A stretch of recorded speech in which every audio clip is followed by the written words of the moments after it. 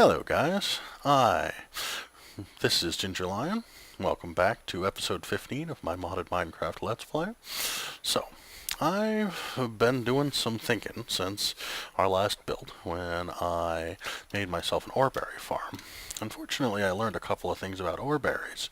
One of them is this. Well, I thought that these would grow up to 3 tall. They won't. So I'm going to have to go out in the world and hunt down more oreberry bushes as I do more mining and exploring. Unfortunately, it doesn't look like any of my quarries are pulling them up. It's probably just destroying them, unfortunately. And that makes me sad. But, nonetheless, I've decided that it is time for me to move toward a new power production methodology. Specifically, I would really like to do Railcraft Steam, because there's a lot of things that I can do once I have put in Railcraft Steam system. The problem is this. Railcraft Steam won't run off lava. It means I have to make something else. What I'd really like to make is called fuel. Fuel is made in Buildcraft, but can be used in Railcraft, and it is made by collecting oil from the world, pumping it into your system, and then refining it using existing electricity into fuel. Now, I will still be using lava to generate that fuel, but that's sort of like storing up power for later. So, to do that, the first thing that I really need is to make a Buildcraft tank. So let me... there are a lot of different types of tanks in the game.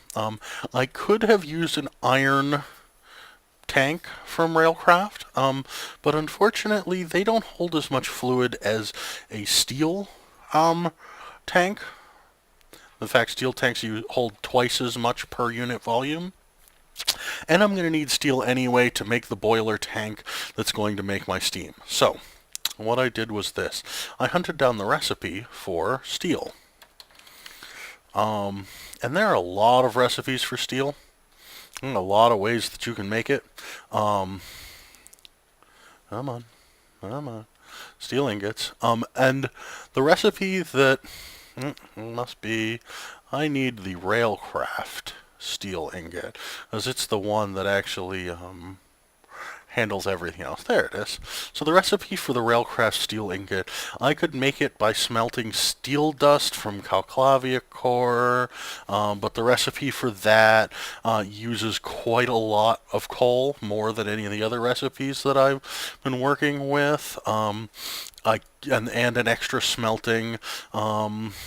I could go over here and use 4 charcoal. That didn't seem like a really good idea. Here I could use 2 coal dust and an iron ingot. I guess I could have done that. Here I could use sand and steel dust and get... What I decided to do was this. Pulverized iron and coal dust in an induction smelter. So what I did was this. I set this pulverizer up so that when I want to process iron into steel, I just put it in the hopper up here. It'll get fed into this system, fed over here.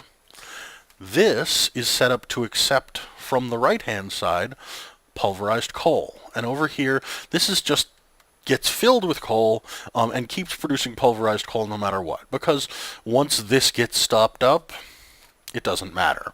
I'm feeding that using my logistics pipe system. Used up a good bit of my coal, but that's fine. I'm still mining. I'm still getting more.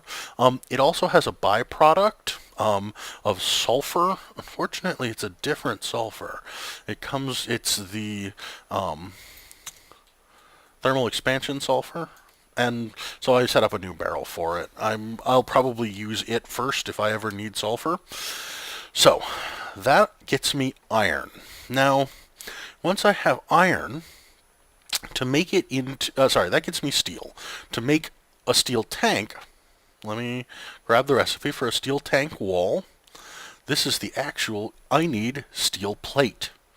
To make steel plate, again, let me just follow it through. Click on it. I need to put steel ingots in a rolling machine. Now, a couple of generations of the game ago, rolling machines could not operate using a fully automated system. You basically had to process it manually. That has changed slightly. What I did was this. You can't input and output using the supplier logistics pipe, but the rolling machine will accept items from an attached inventory. So I set up this chest, and whenever I decide whenever I make steel, it immediately gets sent into here. Now, I may change that in the future, because I may not only need to make steel into plate, but at the moment, if I feed any iron in over there, it gets turned into steel. Steel gets delivered here. This immediately turns it into plate, which sends it upstairs. And I've got quite a lot of it at the moment.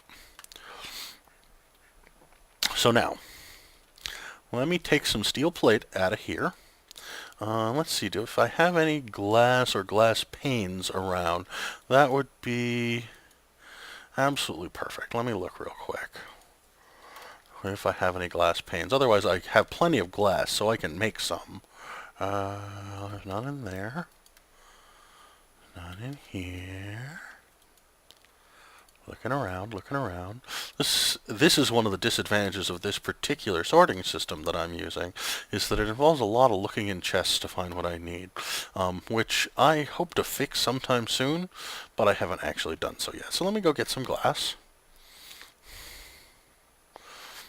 And I'll show you the various things that you can make out of this steel plate that allow you to make a tank. So, first of all, if you do this, you get 8 steel tank wall. You'll note it says heights may be 4, 5, 6, 7, or 8 tall, and diameters may be 3, 5, 7, and 9. All of the tanks are like that. You can make... Oh, I need glass pane, not glass blocks. Just a moment. I'm only going to grab that, because that's plenty. So, I believe the steel tank gauge recipe goes like that. And here are effectively windows into your steel tank.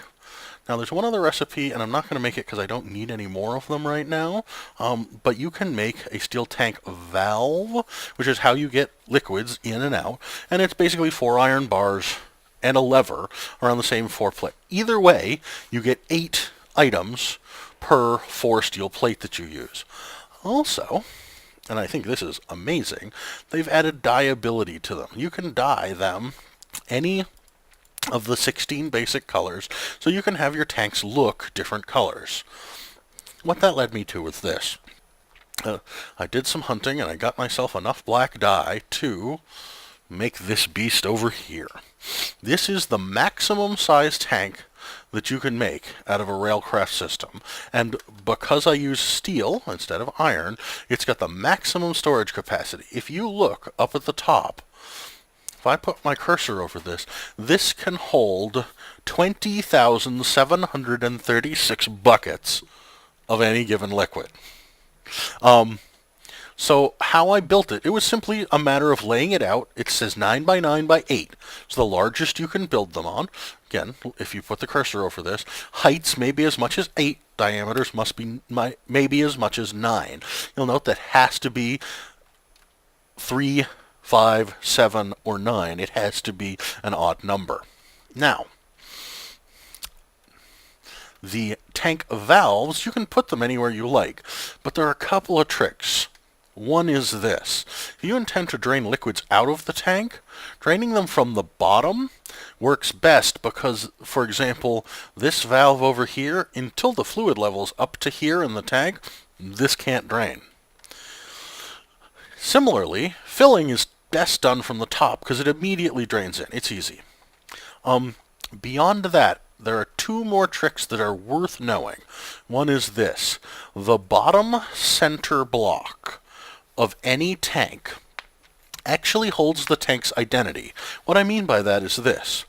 I can take my pickaxe and remove this block, and all of these turn back into blocks, And all is well. Unfortunately, I also just undyed it, so I'm going to have to go upstairs and grab a little more black dye and dye it back up, which is fine. You get to see the process of using dye on this. I think I have, yep, all I need is one of these. So yeah, note that when you break any piece from the tank, it returns to the default color. This is the easiest way of undying any given piece. So you can make a tank multiple colors. It's kind of neat. But this tank returns to the exact same identity it was. In other words, if I fill it half full and then decide I need a new valve right here, I just break this block, put in a new valve, it reforms, it's still full of liquid. The only block you cannot break is this bottom center block. If you do, you lose all of the contents of the tank. It means you can't actually move the tank. You could expand it. For example, if you made a 3x3 tank and then decided you wanted to make it 5x5, you can delete all the blocks except that bottom center valve and rebuild it, and it will have all of its liquid contents still. So for me, the best thing to do is to make that a valve, because if I happen to need a valve at the bottom center, I have one. And if I don't, I just don't use it. Now, the only other trick that's really worth knowing about making these is that if you put two tanks, one above the other, and both of them have a valve in the center, they will attach, and if you overfill this bottom tank, it will immediately overflow upwards into the tank above. So, for me, best policy is bottom center and top center should be a valve just in case you ever need them. So there we go. Now I have myself a tank that I intend to pump oil into so that I can refine it. Now, let me put these away. The next tool that I need to do my pumping is from the same group that does the original quarry, the pump. The recipe for the pump goes like this. It creates one tank, which is really nothing more than 8 glass, above a mining well. There's an iron pickaxe, an iron gear, some iron. It's an extremely cheap recipe. I made a collection of them and put them out where I want them already. I want to show you those setups. Also, to power those, you need an engine. Now, there is an engine that also comes with Buildcraft that has one major advantage. First of all, it's very cheap to make. It's basically one piece of redstone, and otherwise it's wood and glass and cobble and a little teeny bit of iron here inside the piston. And it requires no fuel. Now, it doesn't produce much power. In fact, it produces very, very little power. But we're lucky in that these pumps require very, very little power. So, let me go show you a setup that I placed. Actually, let me go over here. When you find yourself exploring, especially in the water or in the desert, you will come across these pools of black liquid. Now, there's a problem. There are two different types of pools of black liquid. There are oil and there are sludge, and they look identical. The problem is, if you go sploosh down into a pool of sludge, it will give you several negative status effects, and they look pretty much the same. The only way to tell them apart is to take a bucket and dip them in and look and see what the bucket is made of. This one I already checked. Now, some of these you will just find a pool like this, and if you look under the surface, you will find absolutely nothing. What that really means is that's only surface oil. But some of them, you will find something like this, which is a hole that goes all the way down. It might go all the way down to bedrock. It certainly goes down very, very deep. Too deep for me to go down and risk it. If the pool you find has one of those, that means it has a lot more oil in it than it looks like on the surface. So if you can, you should align your well above it. Now easily, just connect one simple fluid duct in between and an ender tank. I chose black, black, black because I'm going to be working with oil. Place your pumps. Place your pump first, and then place the engines around the outside. They'll automatically line themselves up, and then all you need to do is supply a signal, just a little bit of redstone, and they will start up. Now, they will not run exceptionally powerfully or exceptionally fast. In fact, if you look at this pump, it claims that it has right now just about 10 MJ. And as soon as it ticks over 10 MJ, it uses it and pumps a little bit of liquid. So you'll notice it only pumps every 10 or 15 seconds. And that's fine, because I intend to have this happen very slowly.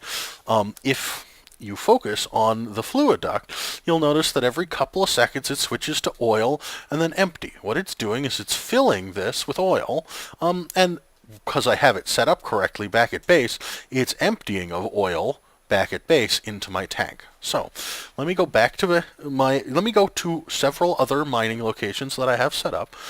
Notice also, as it pumps, these fluid flows are going to change because it's actually stealing source blocks of oil, and so the oil is reflowing.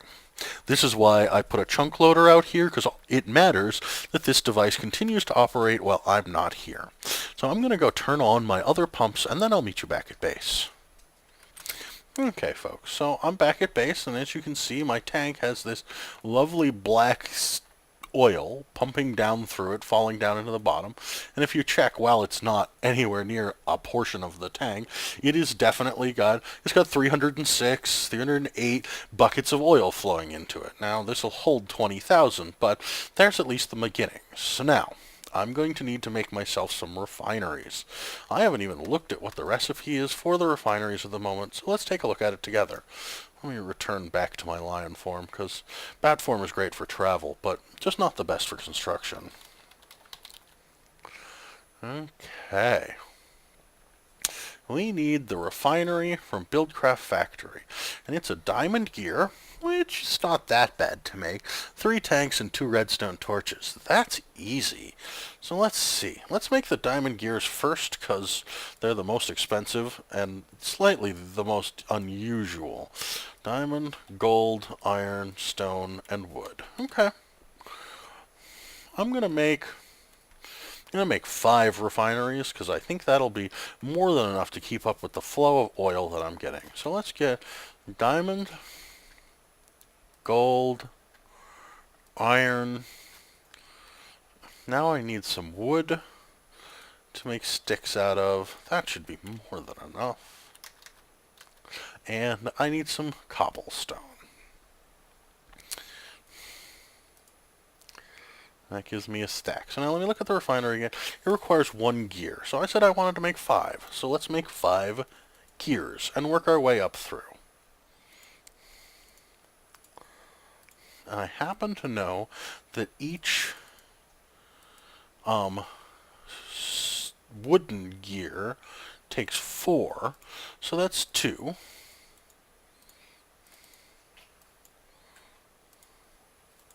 3, 4, 5. That should be enough to do what we want to do. So let's start with clicking down through till we get to the wooden gear. Make the recipe 5 times. Click down through till we get to the stone gear. Make that recipe. And on such. I need iron. And then gold. And then diamond. There's 5 of those. And I have a bunch of torches in my inventory, so that's plenty of that. Now all I need is some glass, and I have a whole bunch of glass sitting right over here.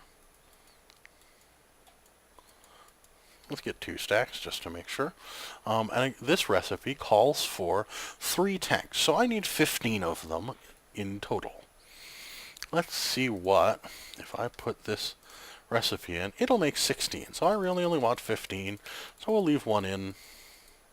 There we are. There's 15 of those. Clear this recipe out. Refinery, bang. There's 5 refineries. Now, I've worked with refineries before, and I can tell you that they are very, very power hungry. Luckily I have plenty of power in my base, so, and I don't think I want to pipe the oil a long way. So I think, since I know it will come out the bottom of that tank very efficiently, I think I'm just going to run power from there down to the tank. I'm also going to need another tank because I need somewhere to put the fuel once I make it. And what do I have in terms of dyeing? I'm pretty sure I'm mostly out of good colored dyes. So I guess I could try to make it green. Oh, I think I'm just going to go ahead and make the tank just like it is. Natural colors, steel tank gauges. Let's see what the uses of the colored tank gauge are. I guess I could use, probably I can use bone meal to dye it back white. Let's see if I have bone meal. I have plenty of bones because I've killed lots of skeletons. Let's turn that into bone meal and see if I can re-dye these white. Yep, I can. Well, that's nice. So I'm going to put these three in and see if I can fake the system into letting me dye those white. Perfect. So there we are. All of that's back to the original color of the tank gauges. Let's see, what other tank? I have one tank wall. I'm going to take a lot of this stuff because I think I'm going to use a lot of it. And let me put this bone meal back. Actually, while I'm at it, I don't need diamonds or iron. I'm going to need iron. I'm going to need a couple of iron bars. Well, let's see if I have any levers hidden about. It doesn't look like I do. I still have cobblestone in my inventory, and I can make sticks. I still have the makings for plenty of sticks. There's 4. That should be plenty, actually. So, let's see what I need to make. Now, I'm going to make another huge tank in this particular case. I've actually taken a little bit of time and put together a spreadsheet for myself that lets me know how much it is that I actually need to make. And so I need 88 wall segments. So let's just go ahead and make them. I want the recipe for this. There is 8. There's 64. And there's 24. That is exactly 88. Just what I needed. So now I have the basic walls of the tank itself. Now, I would like something around 20 valves. So let's see.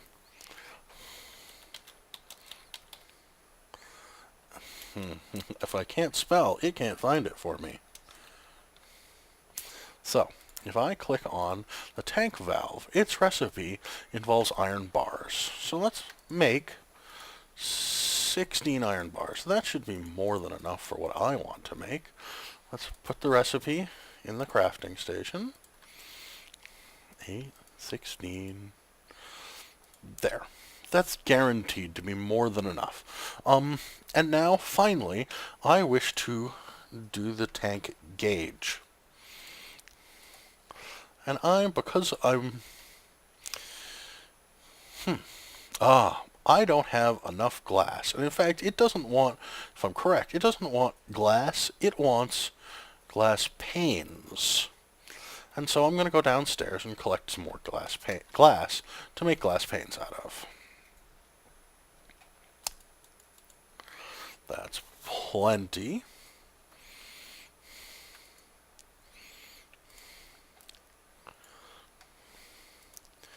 Let's make that. And now, let's make tank gauges. Just to make it fast and easy, I'm going to make what it provides to me. So now, I'm going to go downstairs and show you how I will, as quickly as I reasonably can, lay out the edges of a tank. Now, there's one more thing that I want. I want some fluid ducts, because they're going to help me both in the layout of this and my final configuration. So, I want it to be close, but not too close. I'd like 1, 2, 3 blocks in between. So, that means this is going to start here and line up with this and line up with this and there. Now, all of the borders of the steel tank have to be made out of tank wall. So we put one on top of this. 1, 2, 3, 4, 5, 6, 7, 8, 9. Now 1, 2, 3, 4, 5, 6, 7, 8, 9. There is the basic structure of the bottom of the tank.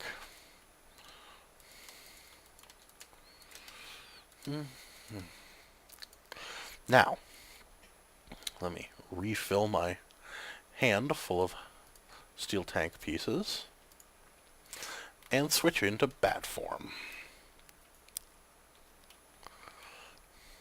I really do hope I made enough of all the pieces that I need. So, now, this can only be 8 tall. That's the maximum. And I happen to know that in this case that means I build it up until it touches the ceiling. That makes it easy. Break any extra pieces, because they don't have much to spare.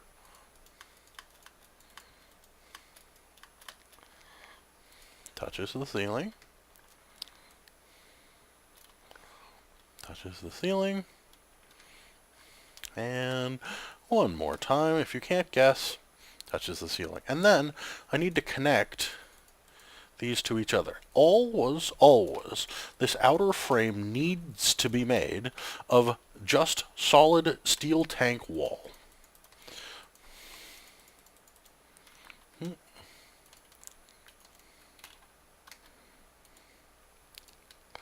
There we are. That's the outer borders of the tank. Now, as you could see over on this tank over here, I have some specific patterns about how I like to lay out my tank valves.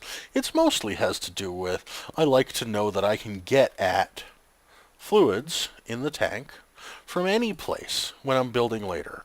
And since what it really costs me is iron bars and levers, which to me are relatively cheap building materials, I use many more of these tank valves than I absolutely need. Because better to have one available when I need it somewhere in the middle of this build than it is to run out. Because I'd hate to have to break the tank just to put in another tank valve. So now, I like to make the rest of it, even though I can only see the ceiling from here, out of tank windows. Now it uses up some glass, but it doesn't cost any more steel in the construction. And again, aesthetics do matter. Partially because I'm going to look at this stuff all the time, and partially because if it gives me the option to make something pretty, I might as well go ahead and make something pretty. Now, again, I want the top center of this to be a valve. So I sort of go inwards in a spiral pattern, and there's the top center. Now, let's do the same things on the edges. But the edges are not square, because remember, this is a 9 by 9 by 8 structure. So, if I want one in the middle, I sort of have to make a decision as to what is the middle for me. And I place it just above center, just because I usually use these side ones, if I use them at all, for refill purposes. And filling is best to be done from up high rather than down low. At least that's how it usually works with these tanks. So there's that side. Let me just duplicate that on the others. I'll be right back to you once I'm done. Okay, folks, I'm almost done. As you can see, this is looks like a big jumbled mess. However, when you complete it, its vision changes some, how it looks. Now, on the front, for me this is the side facing the entrance to the room, I am going to slightly change up the pattern of placing my tank valve in the middle of the side, and I'm going to place it at the top center. Now watch what happens when I place the last piece. You'll notice the visuals of the tank change. Now, in this process, I made 28 extra tank valves. 48. I see that they didn't all stack like I would wish them to. And 2 extra tank valves and 1 extra wall. Out of all of that steel that I made, that you guys plates saw, there isn't a lot left. These are extremely expensive when built at this size. However, they do hold 20,000 buckets, and as you can see, if you're using a major process, looks like I'm no longer receiving oil. Perhaps all of my pumps have completed. I'm going to go check that out. But here we are. I now have completed my oil tank for input, my fuel tank, which is what I intend to process all the oil into, and the refineries. Now, actually, before I go out and figure out why I'm no longer getting oil like I expected to be, it's possible that everything has completed, but I sort of somewhat doubt it. I'm going to figure out, yep, that corner's perfect. I am going to run power all the way down to my tanks. So, let's see, I think that, actually, I don't want to break that wall. I would prefer, it'll be much easier if I come over in this corner.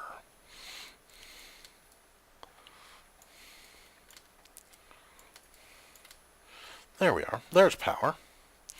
Connect this, not fluid ducts. That's the wrong thing. Let's break that, and what I want are, I got the wrong ducts, that's why everything's not working. Okay, let me go back upstairs.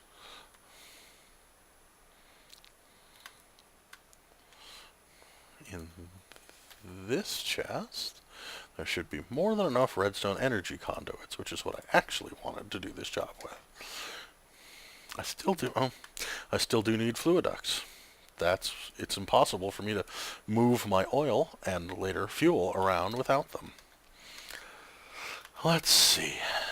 Starting in this corner. Power. And I want to go, do I want to run the power? The power should be fine right here. So I'm going to cut myself all the way down. I started at 40, so this area is 30. This is my 20. I can tell because there's a black tank in the floor right over there.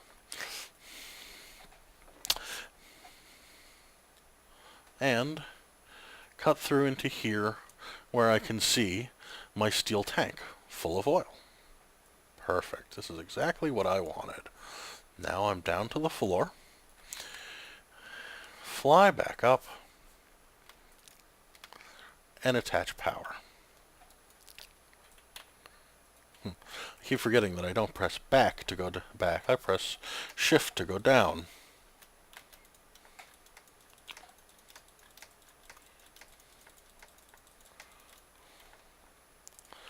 There.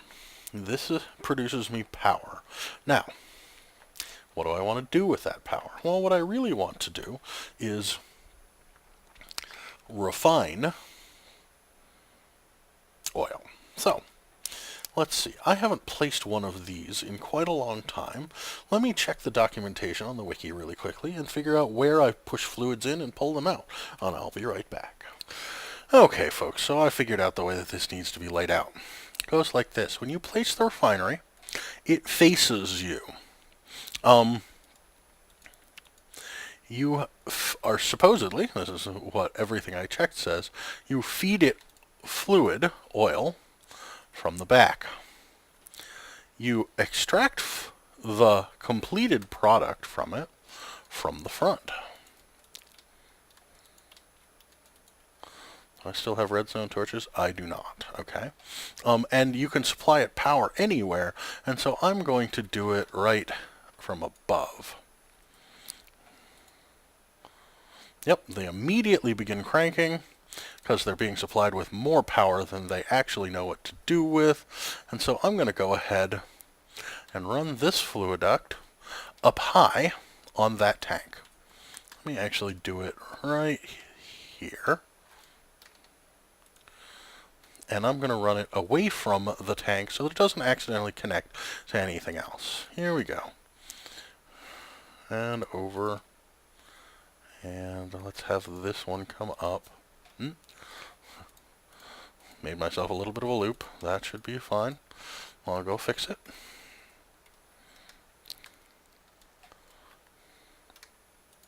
Bink. Removed. Now I want these to pull out, but since they don't have a redstone signal right now, they won't be able to. But they can produce plenty of fuel oil while I go upstairs and get myself a redstone torch set. Up I go. I'm pretty sure that I should have plenty of redstone torches right there. Back down. Here's my refining floor. And finally, to give power to each one of these, a redstone torch will ensure that fuel is pulled out of these, probably faster than they can produce it, and will be piped out of there into this tank. So now we are draining oil from here, and we are converting it into fuel. In the process, we are making it, and this is simply based on the various websites that I have looked at, it is roughly 40 times as efficient in producing energy as the oil that I started with. So, why am I trying? There we go. So, there's a great advantage to me in having used a little bit of lava power to convert this fuel into this one when I later use it to power any sort of buildcraft machinery.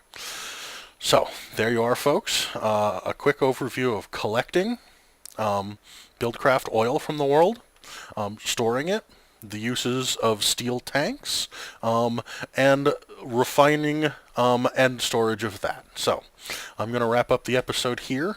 In the interim between here and the next episode, I'm probably going to try to hunt down more oil, figure out why my oil systems are not producing oil as quickly as I'd like them to, and then we're going to move on towards buildcraft steam production. So, I'll see you here next time. Have a good one.